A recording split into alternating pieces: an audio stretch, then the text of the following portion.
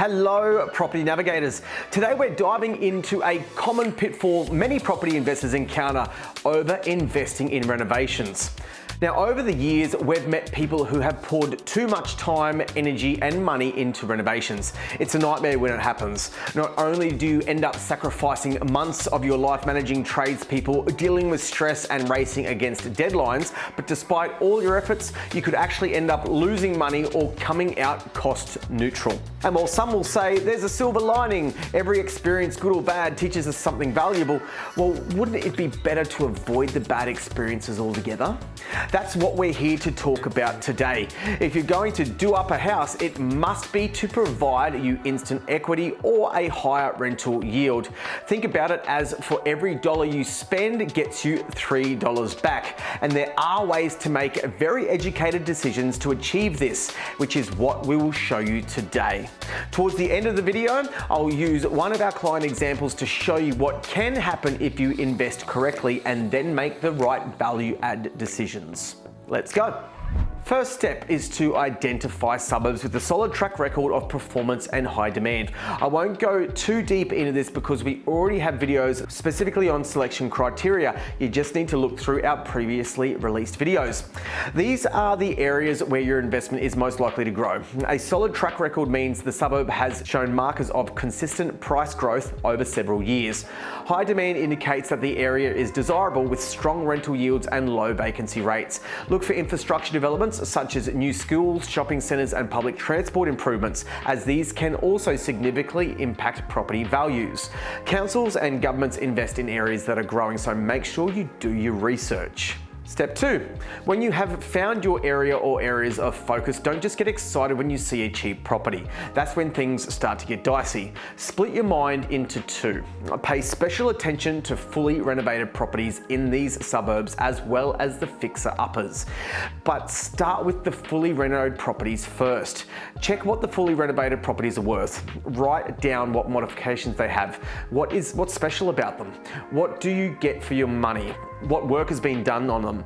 This gives you a benchmark. For instance, if a fully renovated property in your chosen suburb is selling for $750,000, this sets a high benchmark for what a property in top condition can achieve. Be methodical and get granular in your analysis. Write it down, start a spreadsheet, do what you need to do in order to be an expert on the properties and what they are offering in the area. This can also help you during the negotiation stage later on down the track when you are placing offers, because you can show the agent what you know, and it may very well be more than them. Next, review properties that need work, your fixer-uppers. Compare their prices with the fully renovated properties. Again, write this down and get it into a spreadsheet if that's what you need to do. Figure out what work needs to be done. Get quotes and write it all down. Don't guesstimate, estimate as scientifically as possible. Work out how much it'll cost you to lift this property to the standard you need it to be. The difference between the two price points of the renovated and unrenovated properties is what we call the gap. Now, this gap represents the potential profit margin after accounting for renovation costs. But without listing everything a property might need done, you'll never be able to work out what that gap is. Don't be a cowboy about this, be a scientist. That's the best advice I can give you here. Suppose a fully renovated property in your chosen suburb is worth $750,000. A property in need of renovation in the same area is worth $580,000. So obviously you get excited. I mean, look at that price. You estimate that the renovation will cost around $100,000. This leaves a $70,000 gap, which represents the potential profit. Note, this doesn't mean you'll flip it and make that much, as you'll have CGT and other costs, but what I'm talking about here is an uplift in equity. Tax-free money you can then roll over into your next property purchase to continue building out your portfolio. But what if you hadn't done your research and analysis properly and found out the hard way that the fully renovated property was actually only going to be worth about $680,000? In this case, the profit margin shrinks significantly. The $70,000 profit now turns into you coming out of it cost neutral after renovation costs. You haven't made anything, or worse still, if trades and supplies were overshot, you could have lost yourself money.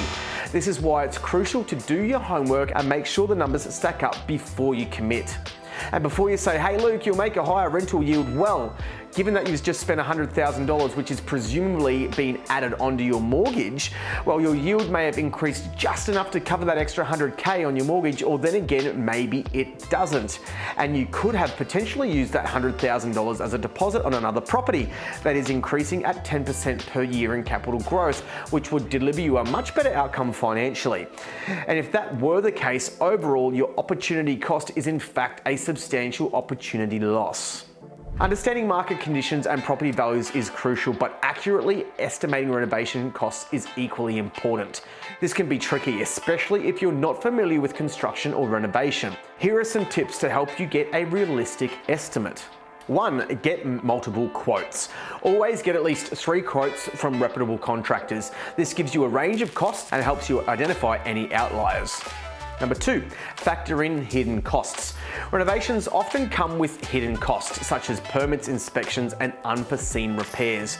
Using disparate contractors might be cheaper, but using one good contractor that takes care of all the paperwork and hidden costs may also pan out to cost you about the same. Always add a buffer or contingency, which should range from 10 to 20% and is added on top of your baseline cost estimate and budget to cover unexpected expenses. Number 3, consider the scope of work. Now be clear about the scope of the renovation. Are you just doing cosmetic updates, or are you making structural changes? Cosmetic updates such as painting, flooring, and new fixtures are usually cheaper and quicker than structural changes like knocking down walls or adding extensions. Number 4, DIY versus professional help. Decide what tasks you can handle yourself and which ones require professional and skilled help. DIY can save money, but it's important to be realistic about your skills and time that you can commit to the project. People often bite off more than they can chew.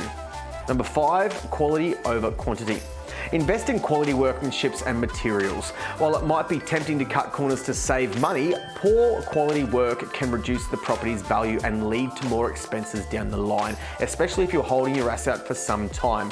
You need reliability. Sometimes that comes at a higher upfront cost, but in the long run will save you money. 6, know what renovations you are making and why. Don't lead with emotion, lead with logic. Figure out what changes the works will have on your bottom line. For instance, will an extra bathroom get you an extra $50 per week in rent? Be brutally honest with yourself. If you can figure that out, then you can decide on whether having the extra expense on your mortgage calculates out over the long run. Remember the rule, every $1 spent should get you $3 back. Number 7, holding costs and timelines of renovation. Whether you plan to renovate and flip or renovate and hold, there will be a period where no income is coming in by this property due to the works being completed, and repayments will all have to come from your own back pocket. Ensure this cost is not missed in your renovation estimates and budget. On this note, always add a contingency for when you think the work will be completed.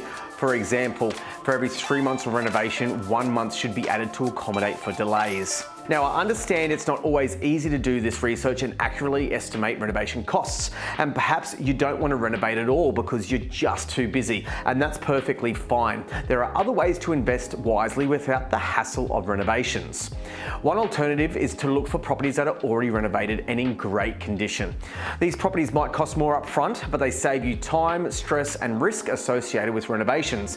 Plus, you can start generating rental income immediately, rather than waiting months for the renovation to be completed. Let's consider some real-world examples. Recently, we found an opportunity for one of our clients in a desirable suburb, but it needed some work. Well, the property needed significant work, but it was priced accordingly at $500,000. After evaluating the fully renovated properties in the area, we found that similar homes were selling for a premium of around $730,000. Now, we estimated the renovation cost to be around $80,000, and our client was a tradie and competent in the skills to do many of the renovations themselves. So we put the idea to them, and they saw exactly what the opportunity was going to provide them, both in cap growth and in rental yields. Now, this left a potential profit margin or gap of $150,000. The renovation was completed within 6 weeks, and the property was revalued for $736,000, netting our client a substantial profit of $156,000, minus the loss of 6 weeks' rent. Now, this example illustrates the importance of thorough research and careful planning. Whether you choose to renovate or buy a property that's ready to go, the key is to make informed decisions based on accurate data and realistic expectations. If you have any questions or need further assistance, feel free to contact us. If you're considering a property that needs work, we can help you calculate the costs and potential profits accurately. We even project manage renovations on behalf of our clients. It's all part of what we do. Until next time, happy property navigating.